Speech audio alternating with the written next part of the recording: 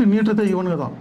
அவர் கேட்க மாட்டாரு, நீ ஃபைனை கட்டிட்டு போன்னு சொல்லுவாரு. இல்ல சார், 1000 rupees ஃபைனுன்னா இவன் வந்து 100 ரூபாவை நீட்டி இவன் தான் வந்து அந்த லஞ்சத்தை இனிஷியேட் பண்றதே இவன் தான்.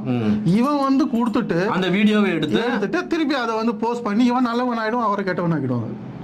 இதுதான் இங்க நடக்குது. இதுல என்னன்னா, அதாவது ஒரு பொறுப்புல இருக்கிறவங்க மேல எப்படிலாம் இது பண்ணிக்கலாம்.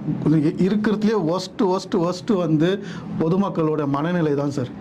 இப்போ வந்து இந்த ஒரு கொலை நடந்திருக்கு.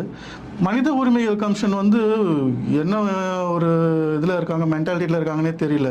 இப்போ ஹென்ரி டிஃபென்ஸ் சார் இருக்காங்க, எந்த ஒரு ப்ராப்ளம் நடந்தாலுமே அங்கே வந்து நின்றுட்டு அதை வந்து அலசி ஆராய்ச்சி எல்லாம் இந்த மாதிரி ஆயிடுச்சு, இது மாதிரி ஆயிடுச்சுன்னு சொல்லிட்டு எந்த ஒரு பிரச்சனையா இருந்தாலும் மதுரையில இருந்து ஃபர்ஸ்ட் ஹென்ரி டிஃபென்ஸ் வந்துருவாரு. ஆமா, ஆனா இந்த விஷயத்துல வந்து இவர்களும் மனித உயிர்கள் தானே. ஆமா, அதுதான் நான் சார் சொல்றேன். நம்ம ஊர்ல வந்து ஒரே கொஸ்டினுக்கு 2 ஆன்சர் இருக்கும் சார்.